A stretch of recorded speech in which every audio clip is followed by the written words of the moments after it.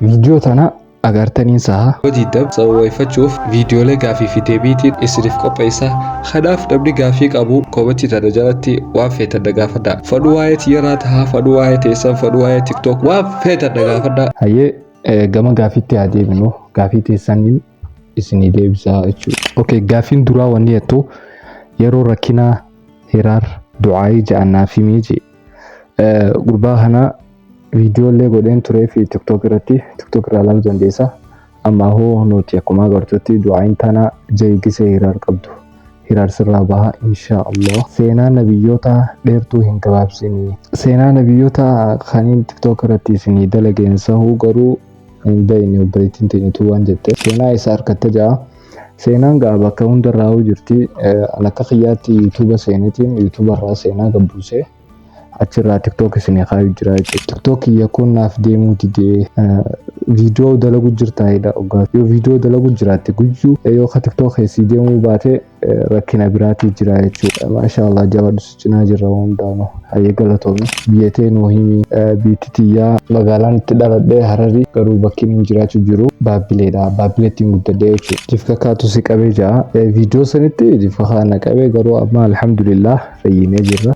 Kunis lakkoofsa keenyaa fi miija islaamisee juma tiktok na ergite lakkoofsa kiyya siifin hima ture. Garuu amma sinaa deebisee siifin kannaa jechuudha.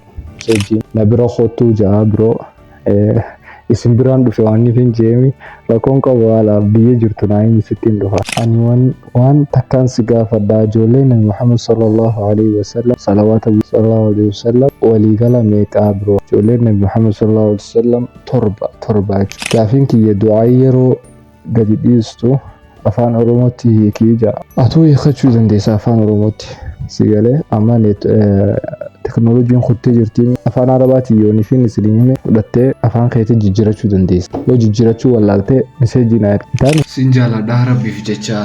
Ati rabbii jecha na jaallattee rabbiinis sababa ati na jaallatteef rabbi si haa jaallatuun ja'a obboleessa kiyya. Ati darasaadha moo barataa idileetii naan ja'a. Ani lachuuti alhamdulillah lachuuti jechuudha. Ati maaliif follow naaf hin deebifne? Ati dura follow nu goote? Follow nu goote dura? Follow godhe haa dura. Biroo koo ana shukrii fursaa birrii naaf kootu. Gaafii teessuun naan galle bira kootu jechuu keeti. Inshallah si biraan dhufa sirriitti gaafiin teettuun seenaa galte. Umaa rakkoon qabu follow naa deebisi jaa kunis. Ati muuziqaa daleeyta. Muuziqaan follow godhu ittiin gaafatamaa jechuu guyyaa booda ittiin gaafatamaa waan khayrii yoo daleeyte rakkoon qabu follow siin godha. Gaafiin har'a asirratti dhaabbatti irra guddaan keessan